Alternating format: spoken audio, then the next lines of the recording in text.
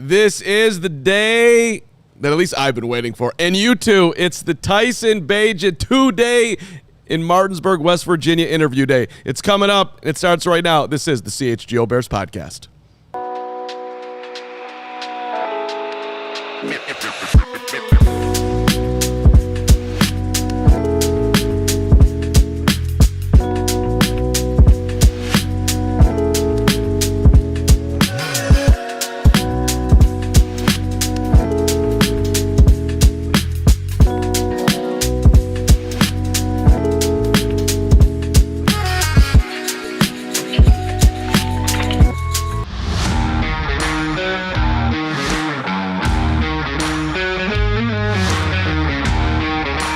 This is the CHGO Bears Podcast, and look at us going old school Bagent photo to start the show here as we talk a little Unsung Heroes. The interview coming up in about 12 minutes here. It's a 30-minute deep dive of 2 days in West Virginia. Gregory, it's true. I haven't been able to sleep for like 3 weeks waiting for this thing to finally get going, and here we are today. I know you're so excited. I'm happy for you. Have you watched the interview on yourself with Steven behind the scenes? Do you have it? I haven't had a chance to see it. I'm going to see it with everybody else. You're going to see it with everybody along else. with everybody else right now, and the anticipation is mounting, and my patience to wait this any longer is shortening. Yeah. Yeah, well, we are here today, and look, just thank yous to A. Tyson, B. Travis, his amazing dad, the entire family, mom, brother Ezra, everyone in Shepherdstown was amazing to us. Went to Betty's, had lunch, it was delicious. Got in the Shenandoah River, hung out there. That was a thing. Had to take my shirt off to do that. It was a little, that was before I started the diet, so it was, kind of a rough look, but I got in there. But I figured, it's just a little bit of a teaser. My guy James Gustin, Fig Media, little freelance producer on this bad boy. We went out there together, and so we're driving up, and I don't know where I'm going. I thought we were going to be in the sticks, whereas it turns out Martinsburg is. Nice town. It's a very nice town. So this was kind of encapsulating the moment of the arrival right here as we get to the arrival of the video. But this is a little in the moment Carm driving extravaganza that I thought you might enjoy. We are 1.5 miles from the home of my guy, starting quarterback in the NFL to be Tyson Bagent, as I turn into this upper level complex. I gotta be honest, this doesn't feel like West Virginia, or at least what I thought West Virginia would be. This is I don't know, Naperville? But I guess that's going in the video? That critique, that social critique? I think so. I'm here to be honest. We ain't slumming it in this neighborhood, I'll tell you that much. There ain't no farms around here. This is a subdivision. I'm thinking of holler and overalls and this ain't no Deliverance. This is some nice ass neighborhood. Look at the hoop on the street. I would crush that thing. We might have to get him shoot some buckets. Oh, there's hoops all over this street. Who are these people? I love these people.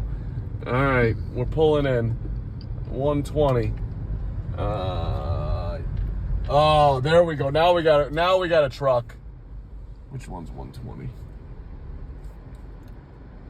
That's not it. 17, 121. Oh. 120, right there. 120. Look at the bear. Look at the bear. Come on. I don't know if it's legal to show you that, but we're showing you that.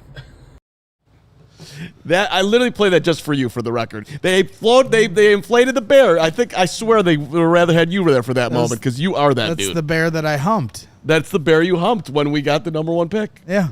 I don't know if it's the same bear. I think it's I haven't seen that bear around here lately, so maybe Travis took it and brought it home. But there it was. It was Humpings nationwide. Yes.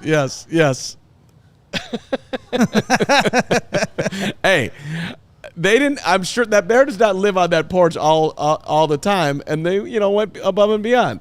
And so the interview took place. We did in his garage there, where there's all this equipment set up. You'll see it in a second, but. I mean, what a nice way to welcome on a cul-de-sac too. On a cul-de-sac, love it. And I did get some shots up. It was strong. Yeah. Don't So I'll showing them the skills. Well, I had to represent a little bit there. Like it. But we've got. I'm not sure how much B-roll is in the whole scene here, Steven. I mean, maybe you can. As far as the interview goes, but we were filming him on the practice field at Shepard University. Yeah, we get a decent amount of that sprinkled in here and there. Okay, so look, in the 2 days, he did 2 CrossFit challenges. One was 10 minutes. We talked about this a little bit on the show last week, but one was this 10-minute. You had to get on a rower and you had to row until you did 100 calories, and then you had to do burpees on both sides. I think me and you would have probably literally needed oxygen at the 7-minute mark. I'm sure. It was. I mean, they just kept going and going and going, and then the next day he's outside and he's climbing walls, and they're doing a 500-meter walk run in between, and he's carrying his partner for 20 yards. Then the partner gets carrying off, an actual person. Then the other. Can you imagine me and you doing that? I walk with you on my back. I die for 20 yards. Why can't you just use weights? Why does it have to be? He's got that too. He's got that too. He's doing this. What is that called? The snatch lift. That's what they do there. I'm learning the workout situation here. But so I'm just looking at this. I'm like, how in the world does this make you, better at football? And then I realized, dude's going to be throwing off would-be linebacker defensive ends. I'm stronger there. And the other thing he's doing, he's big on balance, man. So he's been working on this for a while as far as just... Well, football's a war of attrition, right? And yeah. Who's the guy that's not going to be fatigued at the end of the game, physically and mentally? And so when you're able to push yourself to those kind of limits, I watched a clip the other day of Jimmy Johnson talking to some coaches at where he was kind of teaching some different coaches different things, and he said, when you have a great team, when that other team is dog tired and you're still hitting them in the mouth, and that's when you ask how does this help with football, well, he's building up that mental and physical stamina where he's the last man standing. Exactly, and to be able to do that on a seemingly daily basis, it's not just a one day. Anybody can go out there and I'm going to run a 5K today, and you'll be probably dead at the end. But then it's doing it the day after the day after the day after to try to get to as high as you can possibly go. We got a written piece out on this on all of that too, and I finally got him sort of to talk about the fear aspect of all of it, because I think it's a driver for most of us.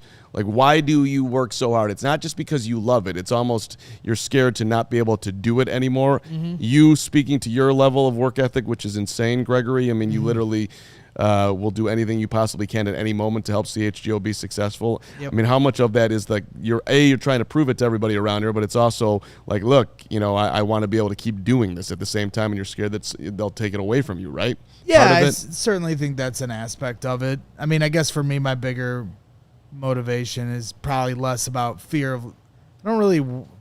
It's more about the passion. Yeah, uh-huh. If I'm passionate about something, I'm gonna go 1,000%. That was no different with bricklaying than this. Right. If I love it, I'm not gonna stop working at it. Yeah. And you can tell Tyson Bagent loves this. The preview clip we put out. Where you're talking about, and you'll see it here in the interview, but we put a preview on to a little teaser out where, Carm's told the story many times here on our shows where Tyson's always running out each drill. He finishes the drill strong. He doesn't finish it and do any shortcuts, and that's what motivates him. Literally everyone in the world takes shortcuts. Right. And so that to me, yes, he's trying to show the coaches, but I also think that's the love of the game, right? We're Jordan guys. Sure. What was the book called? For the Love of the Game, and so the money comes with it, the fame, the fortune, the chance to be QB1, but when you're truly passionate about something, you'd do it if nobody was watching. True story. And nobody was watching, or well, we were watching that day, but on the fields of Shepard University. Not a lot of people are watching. He's out there grinding it. All right, so without further ado, let's get into the interview here. Appreciate, by the way, how sweet is that hoodie? I'll actually wear it coming back here so we get a better view of it. But it's like a Belichick hoodie. We got a quick 2-minute timeout, and then we'll get you right into it. 30 minutes with Tyson coming right up here. Hope you enjoy it. Appreciate you checking out the show. Hit that like button. Hit the subscribe button. Bagent in 2 minutes right here.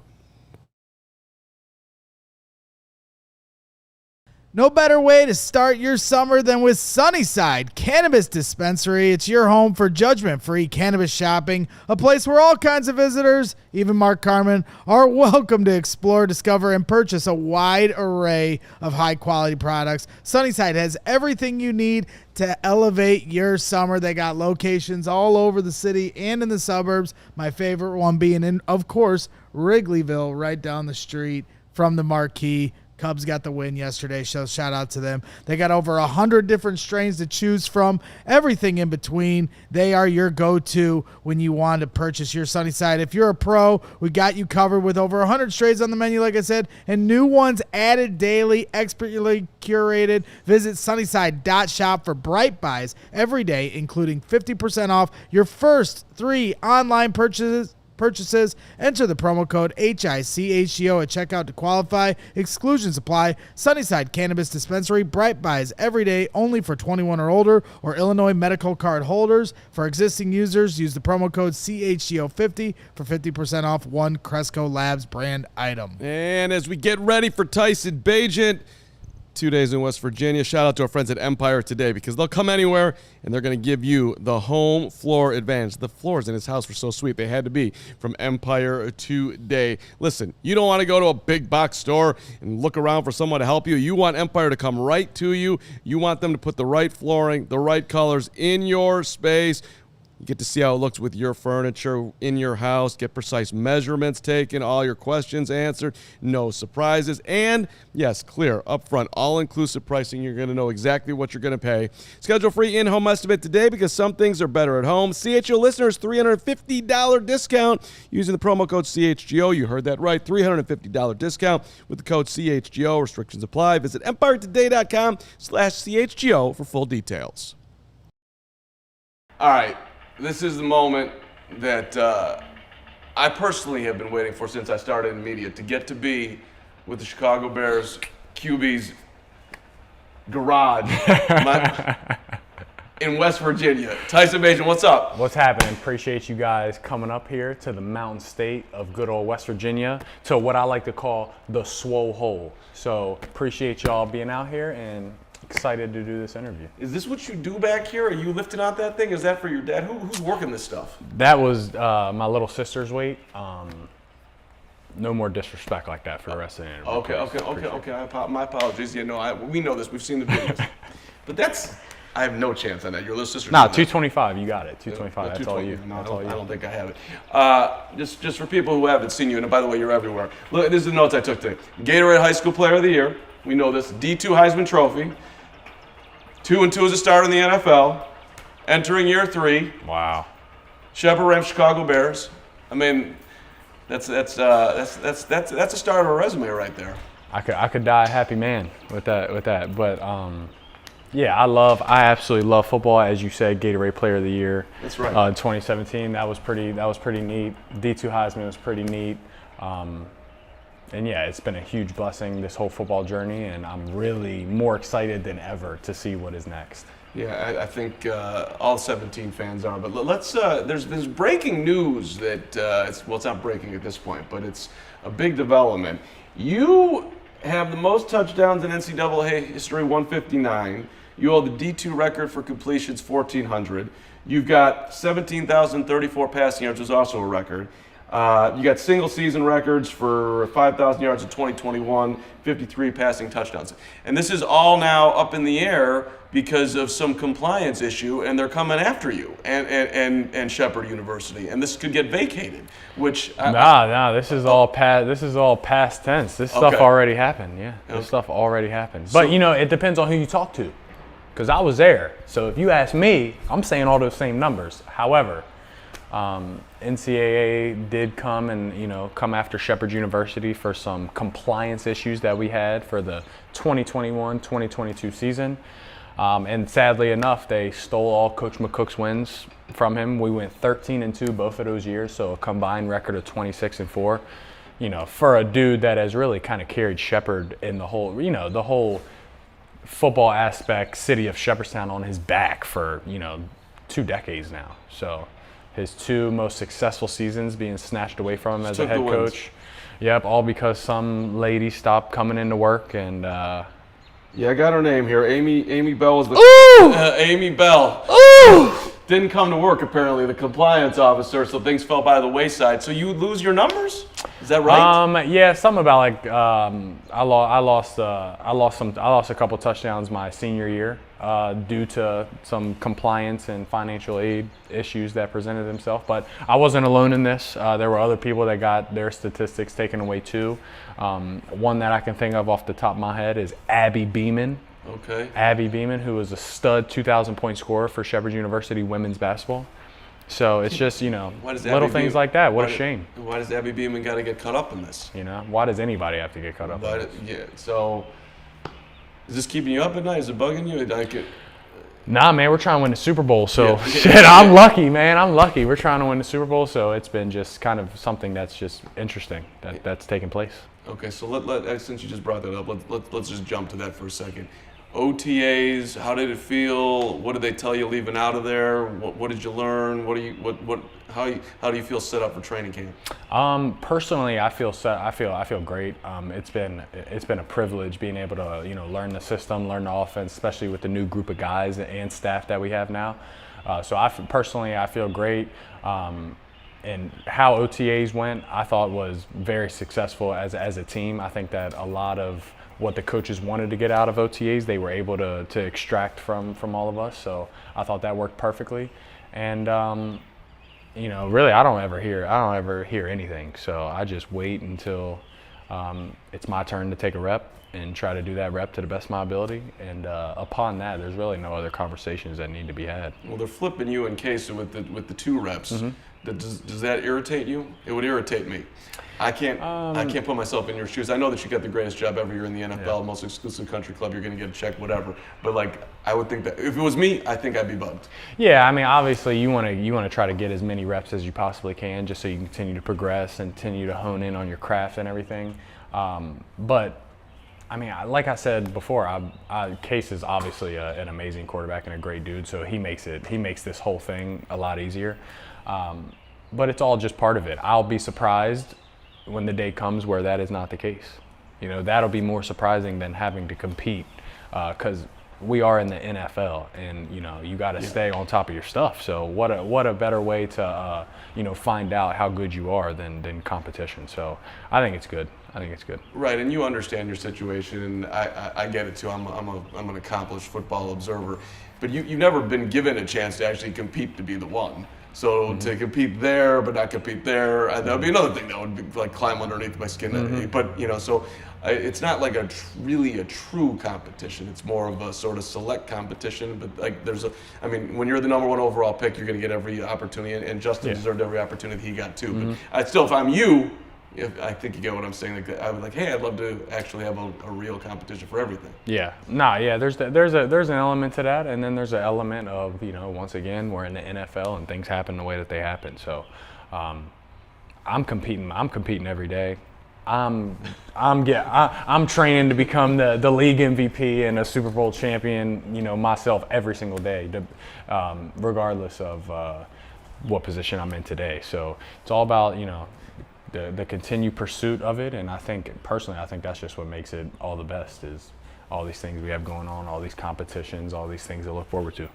So when you say stuff like that, I think about words like scarcity and abundance. Like some dudes would be like, I'd like to hold on to this position as long as I can and be in the National Football League. You're throwing out MVP, so you're there's a belief in yourself there. There's a work ethic behind it. There's a lot of things that give you confidence to do it. And I know you've talked about this a bunch. I know your dad deserves credit. I know that for considering things that like unrealistic that he makes realistic. Like where do you bottom line that how you came to have that mindset, I guess? Yeah, I would say 80% of it probably came from my dad, and then the other 20% probably came from just overall sports success in my life. Yeah. And just the mindset I have of, you know, I could choose to think,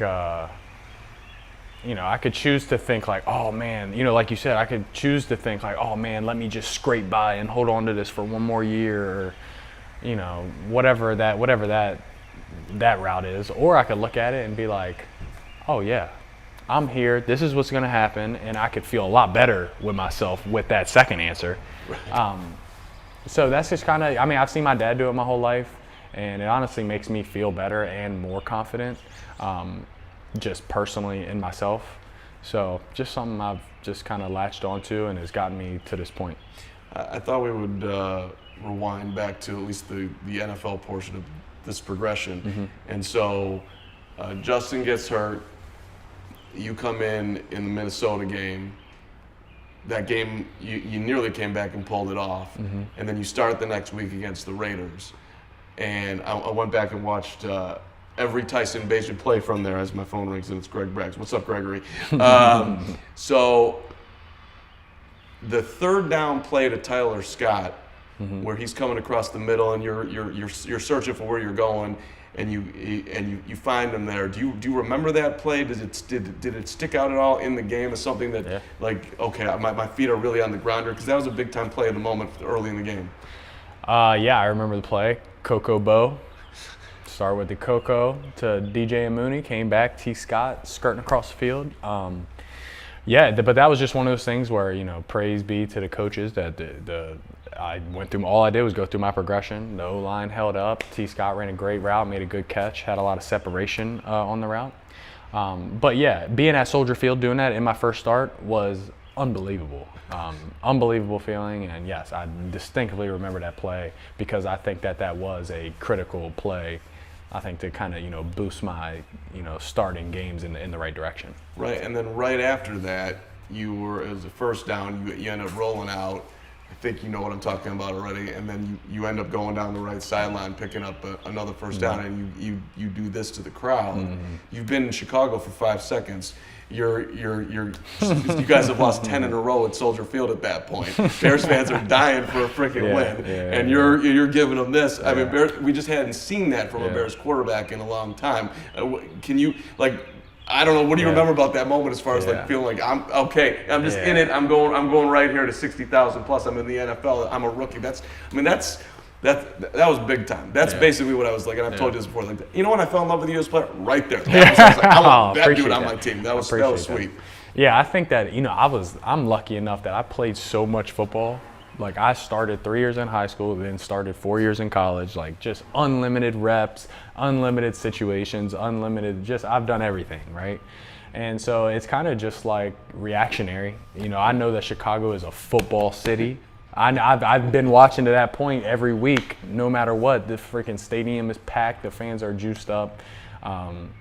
And so I just, you know, I like to tap into that stuff because I come from a Shepherdstown, a little college town that is a football town. So it was a lot of that same kind of, just the same feel of going from college to the NFL. So, you know, I like to get the crowd involved and, you know, get the momentum going. And that's part of why it is that's why it's hard to beat a team at their own place, because, you know, you get the crowd on their side, you get the 12th man going, and yeah, I like to get the crowd involved. But I remember that. I appreciate you, you know, really liking that. So it means a lot. Well, then late in the game, you had the first touchdown pass to Deontay Foreman. That was also a third down play. You're shifting around, trying to find somebody. Third and goal. Yeah, third and goal. Gotta have it. I mean, and so, okay, you come out of that game. Now, I'm just trying to take you back in time. Yeah. Justin's got a busted thumb. You're starting. You're getting ready to play Sunday night, you know, football, SoFi Stadium, all of it. And then you start that game with a bomb to Darnell. Now, and he didn't even get tapped. He didn't even get touched. He should still be running right now. And maybe he should still be in a Bear uniform. That's a story for another time. I love Darnell. I predicted that, by the way. He's going to be big. Darnell Mooney is my favorite receiver in the league. Really? I'm a Darnell Mooney guy. Well, hold on. Let's pause there and just step into Moon. What do you love about Moon? All right, I'll give a little behind the scenes. So 2023, playing at home against Denver, we're up 28-7. They end up coming back and beating us late in the game, right? Tough day. It was a bad, tough day. Bad. Tough day nonetheless. Yeah, okay, we'll lead off the bad sack. Okay, go ahead. So go out to eat with my family afterwards, and we're in the city hanging out, having a good time. Get a text from Mooney, says, hey, man, what are you getting into later? I said, I'm chilling with my family right now, but then I'll be at the house doing nothing later. What's up? He said, all right, meet me at the indoor facility 7:30. Tonight? 7:30 tonight. Okay. So I meet him at the facility. We go to the indoor, and the dude runs 150 routes full speed. Oh, just my God. On some straight Mamba mentality. So that right there was all I needed, just the constant effort. Solid dude to hook me up with a pair of cleats just once I got the job and saw that I didn't have any custom cleats. He hooked me up. So a little shit like that really made me have a soft spot for my dog. 150 balls on Sunday night after the game. Oh, I mean, the dude's running post routes. He's running pylon routes. He's sprinting his ass off. It was crazy. How'd you play? I was fresh. I was fresh that day. I was fresh. Yeah. All right, so you play the Sunday night game, and then you got the Saints, and you throw the touchdown across the field to Komet, who high points it, makes a hell of a play. You throw another touchdown to him in the game. You guys go back and forth. You had a missed field goal in that game. You coming out of that, even though you're losing and Sunday night didn't go the way you wanted, you had the Raiders win. Where was your confidence at? At that point, you have a quick turnaround. You're playing Thursday night, Carolina. The Bears had to have that game because they wanted to get the number one pick, which, by the way, impacted you. It would have almost been better if you didn't play well that night. But you come out of that game, you're 3 touchdowns, you got 6 interceptions, you had opportunities, you're not getting wins, but you're right there. Can you remember your mindset of thinking I need a break from this and just sort of settle in, or were you just up at night thinking, man, I'm right there, I can do this? Oh yeah, I think it was more of that the whole time. Not that I was staying up at night because my ass needed to get some sleep. But it was a lot of that, and especially in the New Orleans game, it was such a good learning experience because I played so well for 3.5 quarters and then folded at the end of the game. So it was kind of there was an eagerness involved. There was an understanding of wow, man, this is amazing because look how hard this is. We will always have something to work on. Right. There will always be something to work on in order to be a great quarterback for seasons at a time. If you're a quarterback that's got to play a full season, that is no short task. Yeah. I mean, wow. So for me, I was just super excited, eager because I was making a lot of plays, but also just a whole new respect for the game for the NFL, really, because it's different from any other football. College football doesn't compare. Nothing compares. You get to the NFL and it's a whole new game. So a whole new respect for what was going on, but certainly an eagerness because I was out there making plays. I was out there doing a lot of the right things, and just kind of made me excited for how good I could become. And honestly, now looking back, I can't believe I had any success because of how much I know now. All right, so there we go, part 1. Love that Darnell Mooney story, right? Yeah, you hear that and you're like, man, we shouldn't have got rid of that guy. We shouldn't have gotten rid of that guy. That dude's cooking.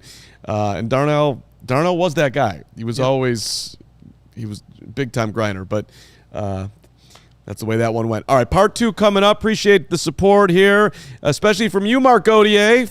$50 super chat. My running buddy. Let's go with that. Forget that other word. My running buddy in Baltimore, son was a teammate of Tyson's and played safety at Shepard University. Excellent get, Carman. Thank you, Mark. You're the man. And then Big Dane coming in with $5 because he just loves the show. And Dane, we love you, buddy. So thank you. Part 2 is coming up. It's even better than part 1.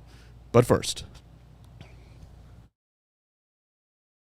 looking to buy, sell, trade, or rip open a sweet pack of cards? Maybe there'll be a Bagent card in there. Arena Club is changing the hobby with their transparent slab packs, no fee auctions. Just check out the slab packs. You rip a pack for as low as $25. You could hit on a card that's worth tens of thousands of dollars. think about what's going to happen when Bagent makes the Hall of Fame. Arena Club, the most trusted name in the game. They offer full transparency, showing every card in the pack with the likelihood of pulling each one, so you know exactly what's available before you buy. There you go. From your digital showroom, you can trade, sell, auction, or retrieve your physical card from Arena Club. The best value for your money with Slab Pack's transparent checklist and Arena Club's Slab Safe program. Right now, you can get 20% off your first Slab Pack or card purchase by going to arenaclub.com/CHGO. Use that promo code CHGO. Absolutely. I'll be screaming CHGO from the mountaintops at the Windy City Smokeout here. That's right. We're all going to be there on Thursday, so make sure you find our tent. Ask any Chicagoan what the best weekend for the summer is, and 9 times out of 10, they're going to say the Windy City Smokeout in Chicago, no question about it. And guess what?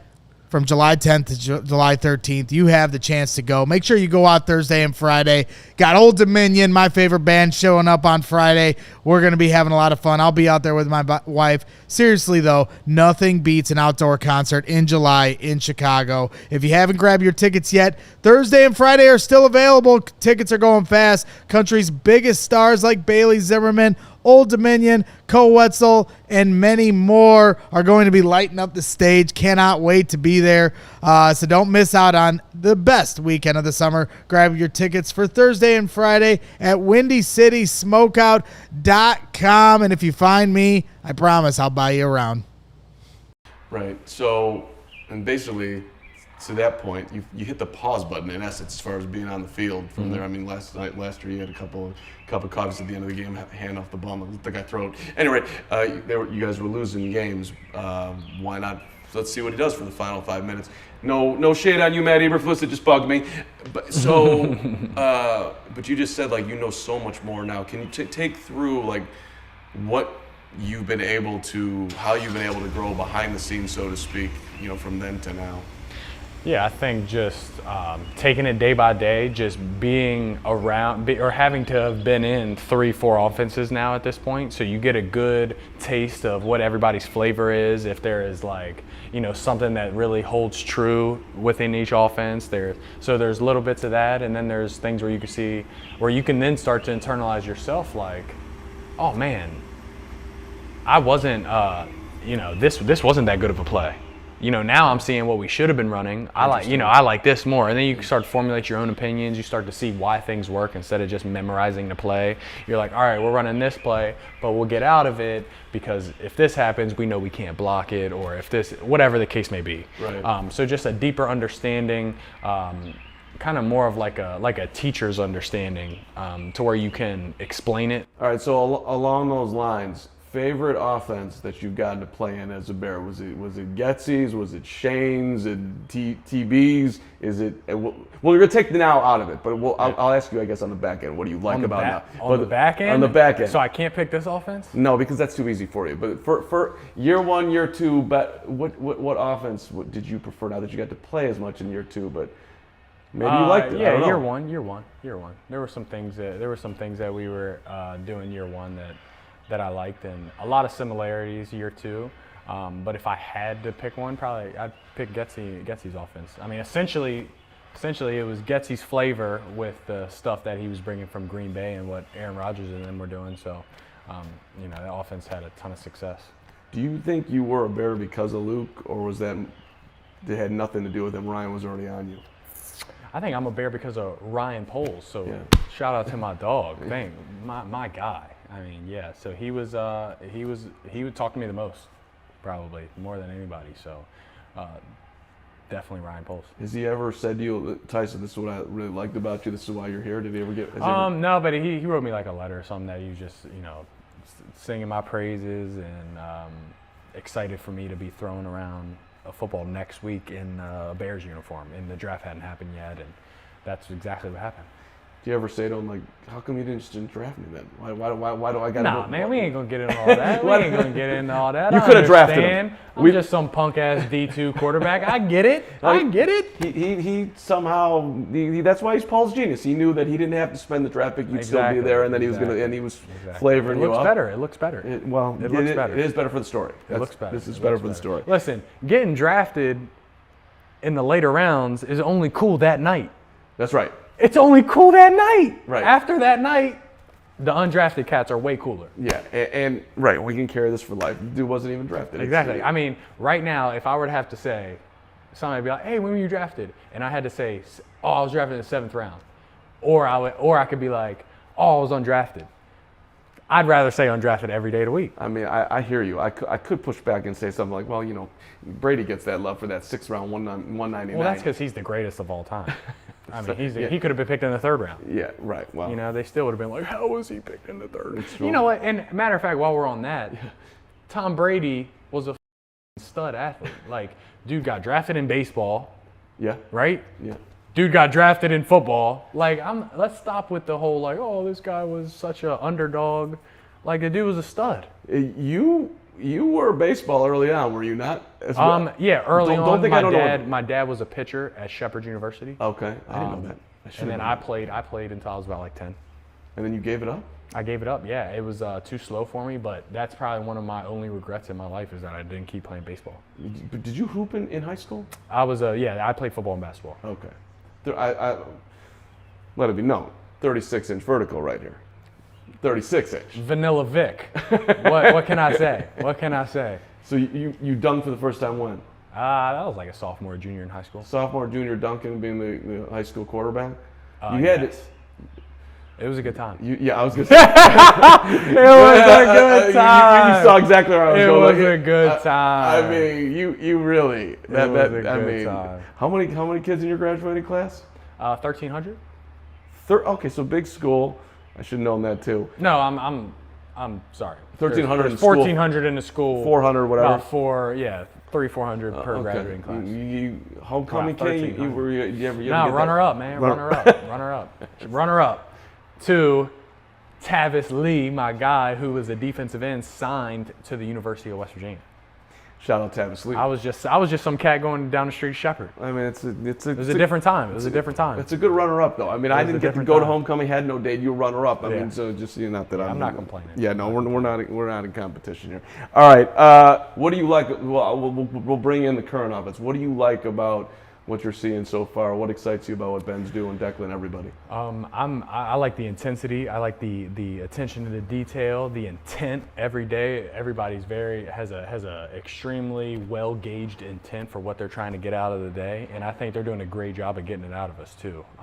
So I think it's been fun. It's been intense, and I think that's the only way it can be at this level, in my opinion. I'm seeing tight end in motion, little quick hitters. Oh yeah. That's new, right? Oh yeah. I mean, I think that it's not new, but the intensity and the attention to the detail and the urgency, all that is new. Okay. It's like, come on, we don't want to just do it. We want to do it a certain way, which is once again the only way that I see how anybody could be successful at this level. Because you'll see. I mean, you watch. I just want you just turn the Lions tape on last year and just watch them break the huddle, and watch everybody else break the huddle. It's just shit like that. Where now it's like, okay, the defense can't just sit there, look around like, oh, okay, yeah, strong right. Nah, it's like, oh shit, they're lined up. Oh shit, now there's a fast motion. Oh snap! What's going on? Right. We got to communicate our asses off. They're all jacked up. So once again, it's the only way to be able to do it, just because of how good the defenses are in the NFL. So I mean, it's early. Ben has never coached a game in the NFL yet, but is it fair to say, like, hey, if we're not successful this year, it's on us? Like last year, you heard a lot of, so there wasn't enough leadership in the room. I would argue to say it's. Most of the time, it's always on us. Okay. That's what I would say. I would say it's up to the individual to be on top of their stuff. Yes, I've had coaches that are better than others, but I've never had a bad coach. I've just had some that are better than others. Yeah. I think that if there's not significant improvement this year, it will just be because something catastrophic happened. Who knows? Who knows what that could be? But something crazy happened if there's no progress made from previous years. Okay, we'll put you in a slight backwards mode here, but let's go back to Detroit last year. 35 seconds on the clock. You guys are moving down to win the game. Flus doesn't call timeout. we could put, I guess, a drop 2 on Caleb. You could have called timeout too. Whatever happened. You lose the game. You're in this horrendous losing streak. You get in the locker room, and like reports out. I'm not trying to get in your locker room or have you reveal stuff, but like it was Jalen was going at Matt, and then after that, a day later he's out the door. Did you know at the time? Were you thinking that this is major changes coming right now? Like, what was that? Take me into that locker room as much as you can. Yeah, I think it's just like, you're losing games and you're losing games on games, and then you're losing in ways like that, which is, a lot of those are hard to stomach, especially, I knew it was hard for me. I can't imagine what it's like for the dudes that are out there, really fighting for their life and then losing in such a way like that. But yeah, it was intense.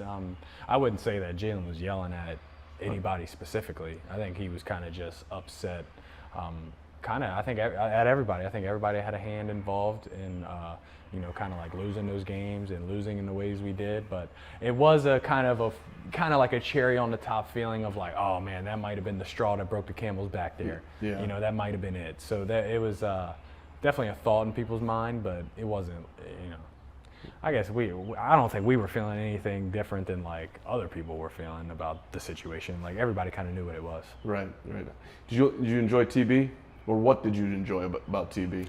TB, once again, I think TB would fit in very well with this staff that we have here. I think that he was, business is business. Have your shoes tied on straight when you walk in the door.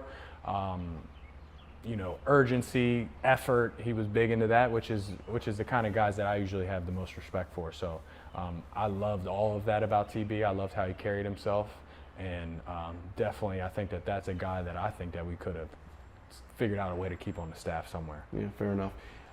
You shouted out Darnell earlier. Whose work ethic in the room, President Bears or any other year, have you been like, whoa, that dude impressed me? Like I look at Jalen, I'm like, I don't know how you got that body, but you didn't get it sitting at the kitchen table. That dude, Jalen's putting some time in to build that thing up. I mean, people that have had the greatest work ethic that I've been around. Darnell Mooney, Drew Dahlman.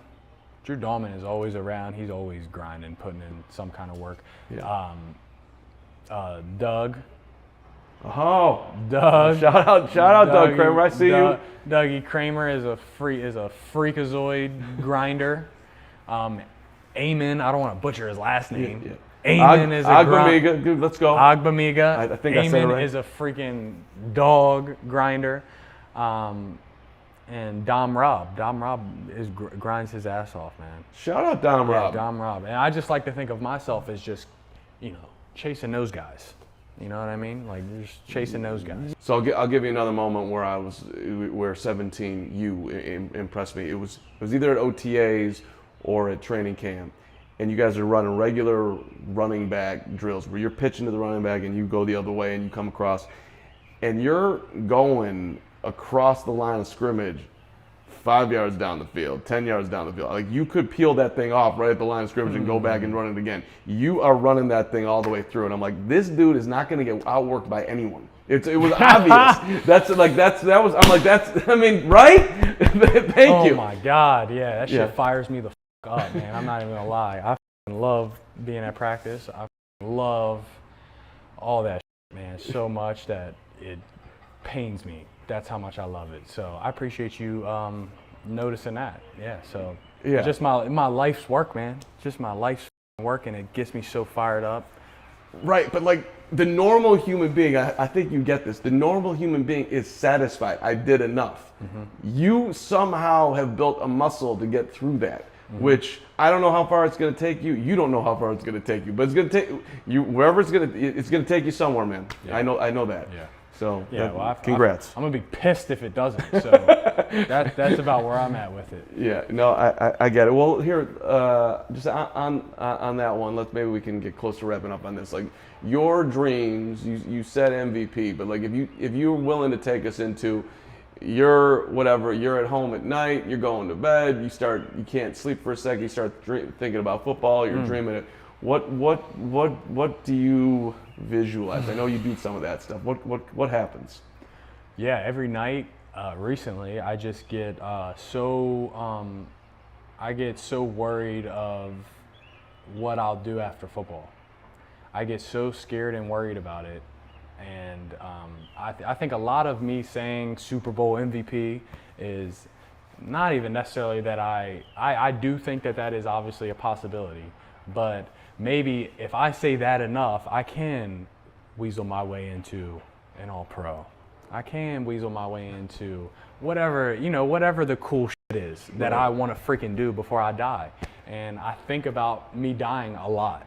I think about my death a lot, right? Not that I think about a certain way I'm going to die, but just the fact that there will come a day where I'm not here and none of us will be here, and that really all I'm craving is to just have a whole lot of success in football.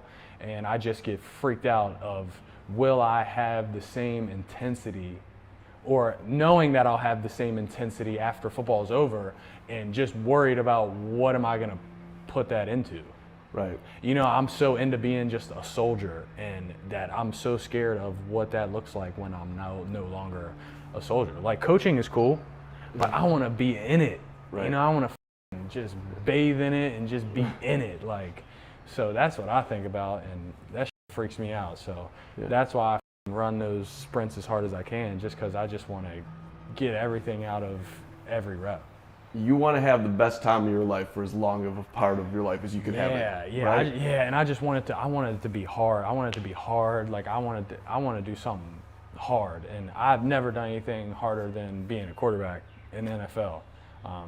No matter how much I work out, that quarterback is extremely difficult, and something tickles in my brain just trying to figure it out.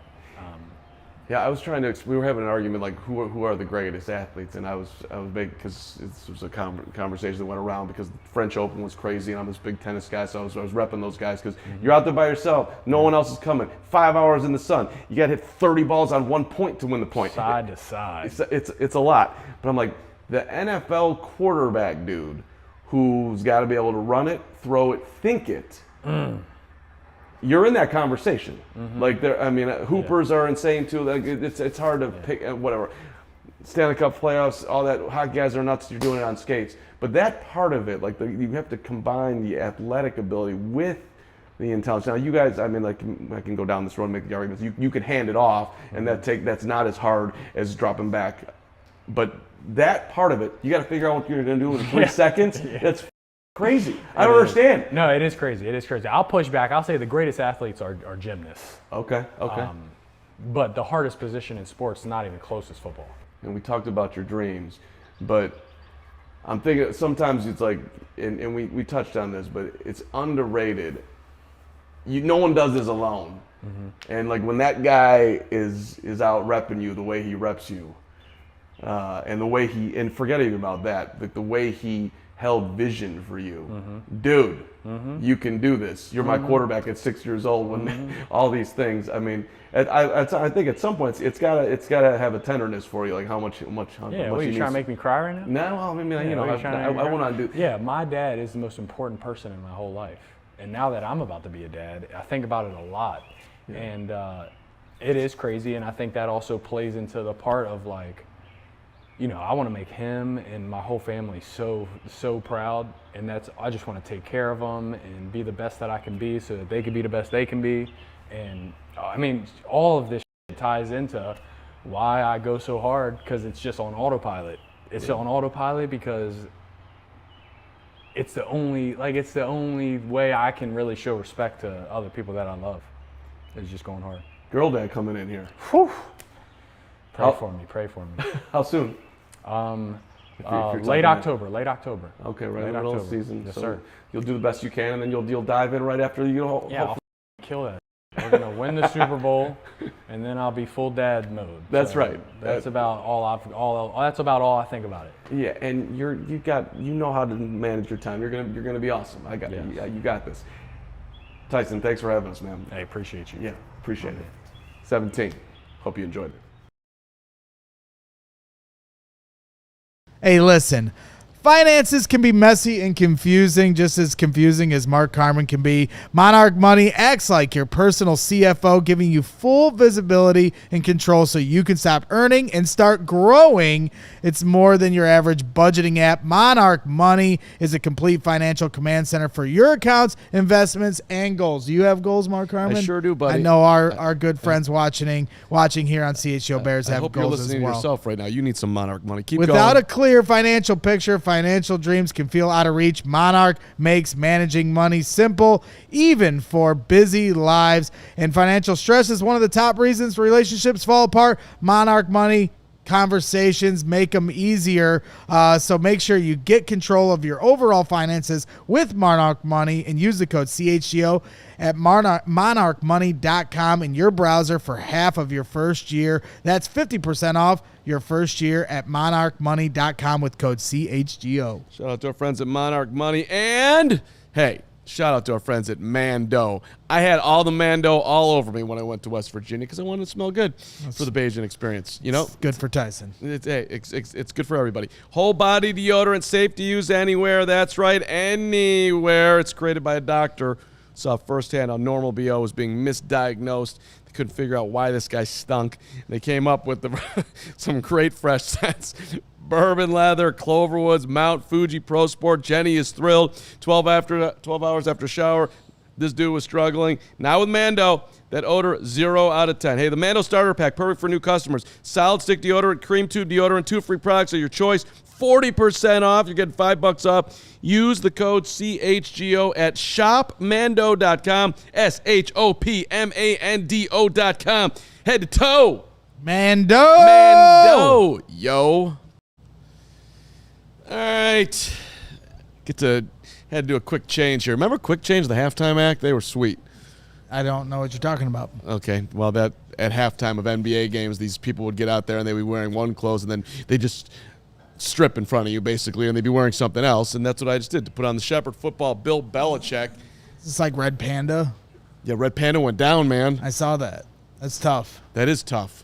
I mean, the GOAT. You know what I mean? Like, how long is she going to go? You know, like. Yeah, I don't know. Appreciate, by the way, all the nice best wishes to Red Panda. Best wishes to Red Panda. Yeah.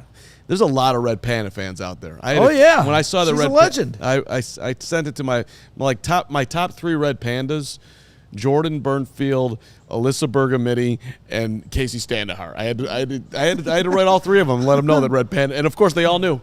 They knew that Panda went down. I was late to the Panda news. I found out this morning. Well, great job, Mark. Thank you. And I know everybody that tuned in enjoyed it as well, getting the insights and really feeling the passion of Tyson Bagent.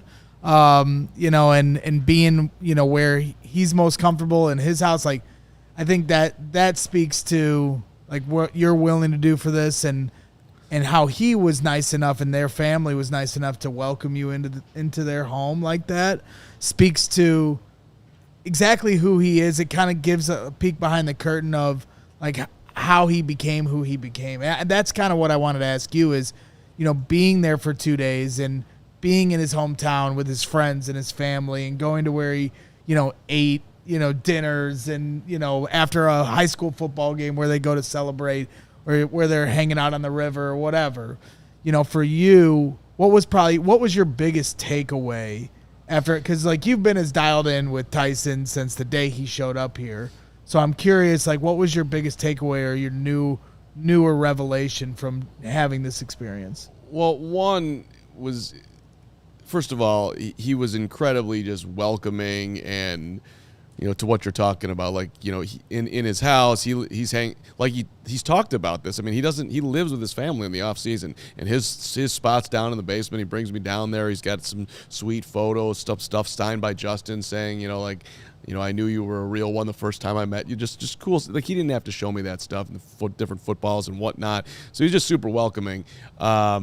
Travis, you know, when you first meet Travis comes across as some arm wrestling intense dude. And then you get to know Travis, and he's like the most down-to-earth, relaxed, big-hearted human being. Sure. So, I mean, he's, you know, it was just that whole, you know, in their journey, you know, Travis was arm wrestling, put food on the table. Tyson wasn't some rich dude growing up. You know, they they live in that house because as he put it, he hit and he made it in the so that this there's a a realness to the family and a non-pretentiousness that's just very, for lack of a better word, attractive. Like it's just these are heart of the earth type of people. Do you think you spent enough time there to feel what Tyson said? Because it really resonated with me when he said, like, this is a football town, like Chicago is a football town. And I've growing up in Indiana and that kind of being the high school basketball mecca, for a lot of us, like there are towns in Indiana, maybe not exactly in Crown Point. Crown Point certainly has had its moments with basketball, but I could take you to southern Indiana and some certain towns where they live and breathe basketball. Like It's a religion.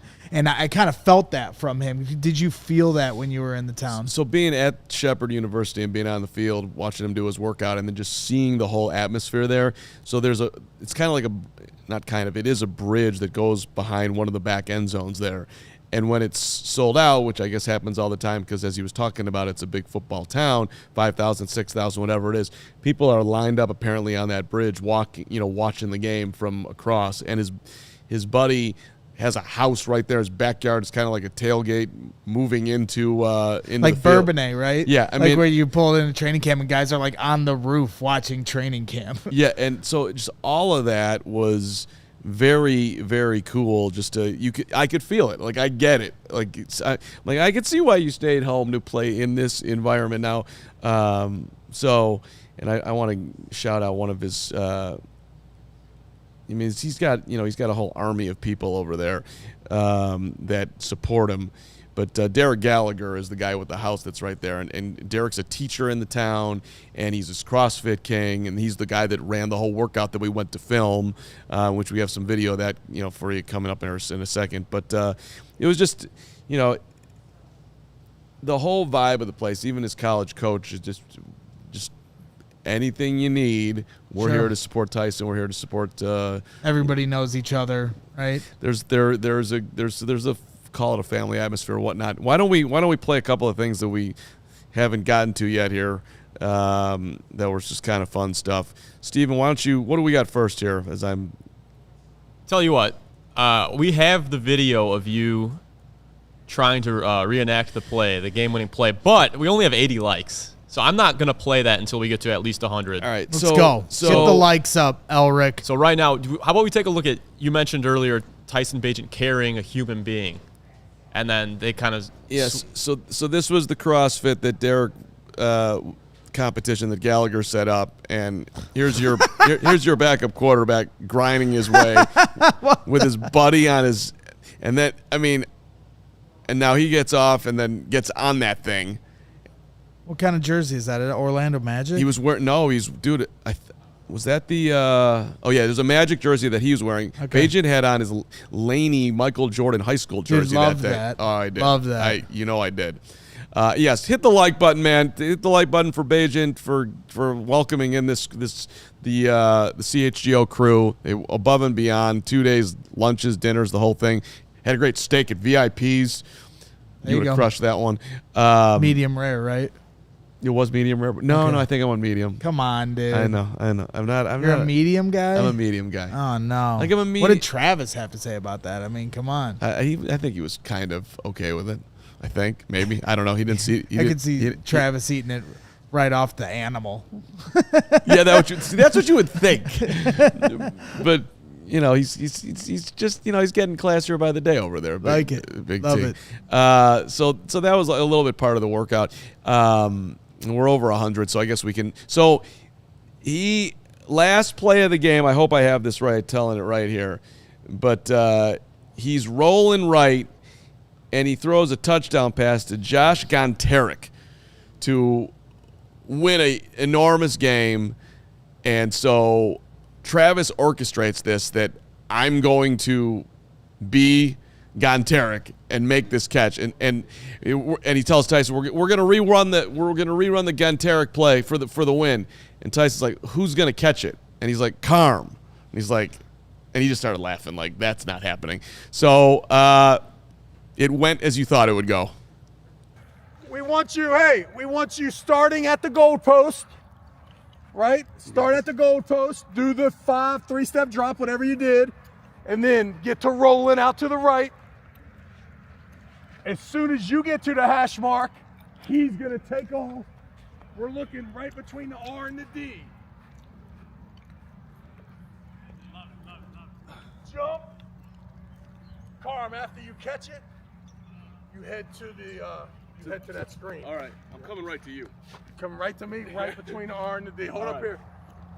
Let me get out of this shot. If I catch this, it's going to be the greatest Here we moment. go. You don't take off until he hits the hash mark. I got it. Here we go. Hold up. And go. Oh! Hey, are you okay? Yeah, I tried it too early. You left too early. I left too early. One more. Don't that didn't happen. 5 more. Hey, Tyson, you kind of wanted to jump. I think that was the most embarrassing Good moment of attempt. my life. I have a couple takeaways from that. Yeah. One, why did you slide? I was trying to make sure I caught it. So you're trying to get your body completely in front of the ball. I was trying to make it easier for myself, and I still dropped it. And the second takeaway, pretty good arm there, Carm, on the throwback. You got some zip on that. I was just nervous because I know your Achilles has been hurting, so I was, you got to be careful. You get a blowout, blow out a tire there. I am running hurt, which is annoying, but I still should have caught that freaking ball. Now, do we have one of me catching it? No, that doesn't exist. Yeah, I'm just kidding. We have it. We did about 17 takes, and I gotta get in shape. But here we go. Let's me actually catch the football. Okay, I got it. You don't want to be that. You want to be between the R and the D when you catch that beat. Okay. Here we go. Wait. Now get going. Load it up. Jump.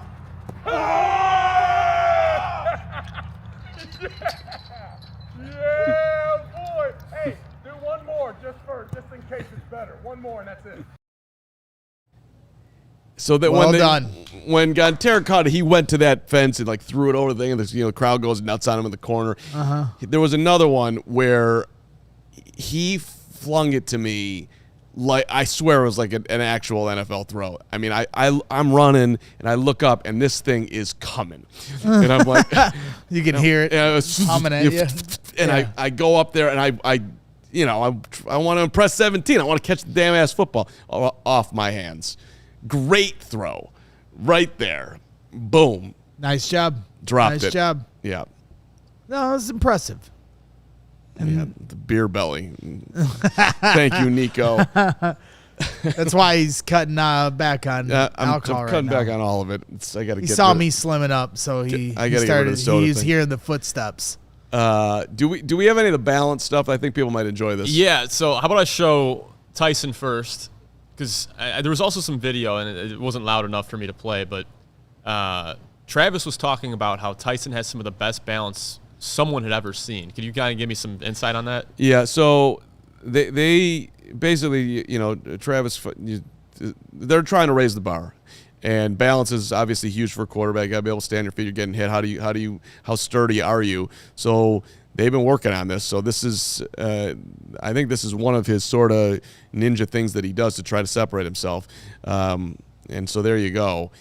That is impossible to balance on. That thing is moving.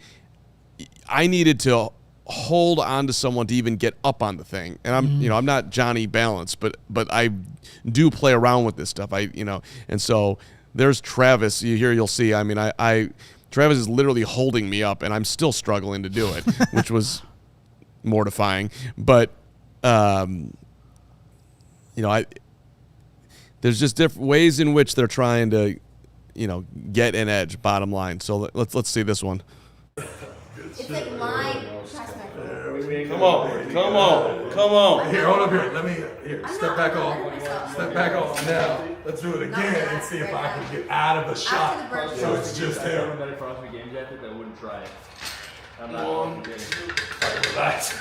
And I'm also not going to Foot behind. Oh! Get that knee there. Yeah. Come on. Okay. Come on. 5-1. That That's crazy. I'm telling, and the fact that he can, it's a thing right there that he can actually do that. To get up on your own. It's one thing like if somebody sets you up there, then you balance. That's hard enough. To get up on your own without falling off, that takes serious core strength. Right. Serious core strength. Right, and that strip is long. I mean, it's not like some, it is, I was like, this is an insane deal that you're doing here. And so I don't know how long it took him to get to that level, but it wasn't overnight. So it just speaks to the work ethic. And he gave me like this one, I don't know what you want to call it, like step that I've been playing around with at home. So I'm and by the way, Crystal's trying to send a super chat here and apparently cannot do it. I don't know. They blocked you. They were blocking Crystal's super chats, trying to save Crystal money. That doesn't seem right. I'll send a super chat while we're sitting here. Yeah. And Dirty Dog, you're right. At a certain point in your life, a man's got to know his limitations. And oh, well. And we got one last clip, apparently. What do we got? So, I'm going to ask you, and we could talk over this while I play it. So, you have Tyson, and everybody else here in, was it a little lake, a pond? Is that cold? So, this is freezing cold water. They don't have the facilities at Shepard University where you're getting in the cold tub. So they go to the Shenandoah River, wherever that water's coming out of. I didn't want to be a wimp, so I had to get in there too. And he's like, just sit on that log, Carm. You don't have to come all the way. And he's got his butt on the bottom of that little pool thing, you want to call it. So Breg's right. You look like a gorilla. Yes, I'm scuffling, and there it is for all to see, buddy. Right there, pal. You don't want a piece of that. Great. Yeah. Eat your heart out. Who knew that when you made? You guys look like you're in like a volcano or something. Like what the He hell? sat in that thing for like 15 minutes. His buddy Derek Gallagher is down there. He's bringing treats and whatnot, and he's got kids getting in Capri there. Suns. I'm like, that scene right there looks kind of peaceful, but if you walk down to the actual Shenandoah River there, I think I have the right river called, or maybe it was I think actually it might have been the Potomac. Either way, whatever, Potomac, Shenandoah, I'm learning. It was the scene from Deliverance at that spot. There was all these logs were backed up, and it looked like that's exactly where what's-his-face went down. It was right there. But, I got to get in. 2 days in West Virginia. Think I'm not getting in the pool? I think that's where I earned my stripes, though. I had to do it. That's great. And Breggs, you correctly predicted that Carm's nipples would make an appearance in the show. See? There it is. What'd I tell you? Congratulations to me. Big of me. Credit to me. Credit to you. Thank you. Any final thoughts on this before we have to go? No, I'm just very happy for you. It's well done. Well done all around. Shout out to the Bagent family for inviting you and accepting you into their humble abode in town. And, this is full circle. Carm's, from secret Bagent man all the way to here. Sure. This is a full circle moment. And you did a really, really good job. In all seriousness, it was a great interview. Really showed, the peek behind the curtain of what makes Tyson tick. And, I know somebody said it earlier, and it is a true old adage in Chicago. Nobody's more popular than the backup quarterback in Chicago. That's been this way my entire life, and I'm almost 40 years old. But at the same time, we are lucky to have Tyson Bagent as our backup. And, the way the NFL can be, it's a brutal sport. And the fact that Caleb was able to stay healthy for all 17 games and 68 sacks is an anomaly. And to have a quarterback behind him like this, that ticks like this, we're lucky to have him. That's an asset. And the Bears would be stupid to let go of that asset. Yeah, and hopefully they will not, and hopefully Caleb stays healthy. But if he doesn't, I'll be obviously. Well, and that's the other aspect of it. You're rooting like hell for this guy, whether it's in Chicago or if he eventually, because, he's got bigger aspirations than just being a backup quarterback. And if he gets an opportunity to be a starter in the NFL, and build off of the 4 games he's already started, and seeing where he's going, and he gets to be under Ben Johnson's tutelage this year, like that's a big step here in the direction of him being able to eventually, get his chance to be a starter. But I have no doubt that he's going to have a long career in the NFL one way or the other. And that's where I've kind of laid it. Like, Maybe it won't be here. It's going to be somewhere. That dude is going to hit. To what level? I don't know. But I think it's going to be a lot higher than certainly any of the doubters who are not really seeing the full picture of what's going on here with 17. On that note, Aiden Olsen put a chat in here, and I was kind of curious for your thoughts. He says best QB2 in the league. I was thinking about it. That very well could be true. Well, I'd have to see the list here, but the bottom line is, as far as I'm concerned, there can't be anyone with a higher ceiling. This guy is trying to hit the mountaintop, and you can D2 it all you want. All-time leader in yards, all-time leader in completions, all-time leader in touchdown passes. Played a ton of football. When he got his chance to do it, the New Orleans game, as he said in there, I folded at the end. He threw a ridiculous touchdown pass to Cole Kmet in that game early in the game. He had command of what was going on 5 seconds into his NFL career. This is 3 years deeper. He has to be getting better, right? Yep. And somebody who puts this much into it is going to understand the offense to that level and has that much experience. I'm going to make a bet on that guy. So, again, here, there, wherever, this dude's going to hit. As long as it's in the AFC. All right, I pulled up a little list here. We're going to see, who would you rather have? I know we're about to wrap the show, but I'm just curious just for the sake of discussion. Kirk Cousins or Tyson Bagent? Bagent. Jimmy Garoppolo? Bagent. Daniel Jones? None of these are going to be close. Now, if you're talking about for one game right now, do you have to win one?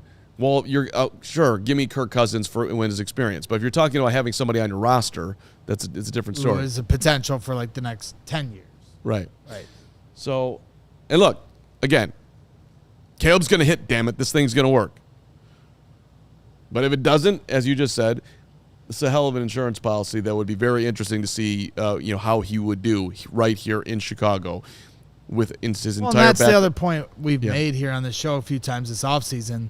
Like, I've already told you're not allowed to talk about the scenario if we need to go to our backup quarterback for injury or otherwise, like this season, for a series or a quarter or a game, but I don't want Case Keenum in there. All due respect to Case. I like the role that he's in as this veteran in the quarterback room to help Caleb and be there as this player coach type.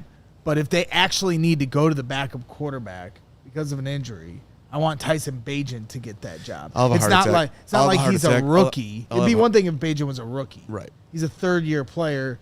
This is, they're both just starting in the Ben Johnson system. There's no reason why Bagent shouldn't get that opportunity. Well, one thing that was interesting because, look, Case Keenum is here because of Ben. He went out and wanted a veteran in there. They had what was supposed to be a 15-minute meeting turned into multiple hours, and he's here. And now they're splitting time.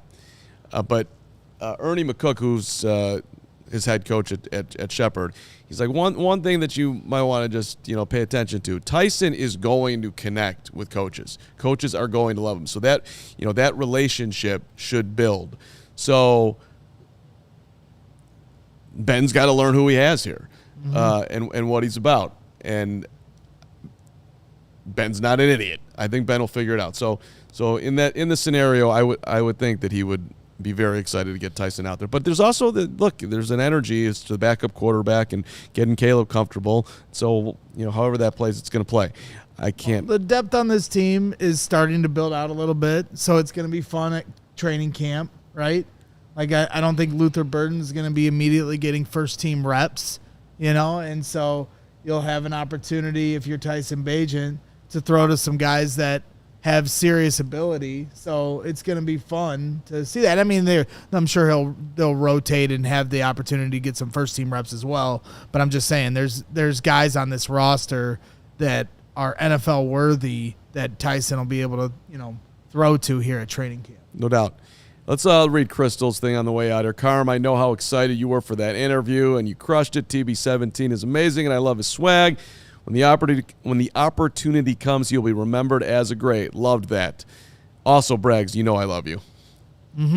That's right. And she said nothing else in the chat after that. She just said, Braggs, I love you, and that was it. Nothing else. And then she said, and learn how to spell. Well, that's because she couldn't send a super chat. So then I sent one as I was doing a show. That's multitasking and giving money back to the company that I love so dearly.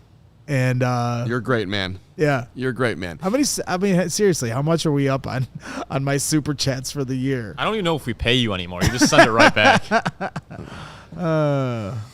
Monarch money. You should pay Yeah, attention Monarch to it. money. Yeah. Help me. But Brandon and everybody around here appreciates your donations. Thank you. All right. Hey, thanks for watching today. Thanks again to Tyson and Travis and the Bagent family and everybody in West Virginia who helped us out when we were there. Thanks to my guy over at Fig Media, James Gustin, for traveling with me and doing all the production work, and Steven for putting this together, which was a heck of an activity that's been going on. Steven's the king of all kings, so Great job. thank you, Great Steven job by Nicholas. all. Written piece is out. I spent 5 days on it, so if you don't read it, I'm going to hunt you down. It is under the Die Hard thing, so it is $36 to become a Die Hard. You get a free T-shirt, and you get to read this piece that's worth, like, I don't know, $3,600 because it's just so well written and so in-depthful and so beautiful. Yep. Damn it. So, Take me home, country road. Swinging in to from a West place Virginia. I belong. For Tyson Bagent with Mark Carman in a river. Why don't you sing the without real their song? shirts. 4 years at Shepard, some said no good. we could cut it there. Hey, thanks for watching. We'll see you tomorrow. Eric Edholm from the NFL Network will be with us. A big guest next week, too. Hub Arkish is coming in. Caitlin Sharkey's coming in. We're lock and loaded here as we take you into the fourth. Already looking ahead to next week. Thanks for watching. Thanks to Tyson. Talk to you soon. We all silly like the mayor.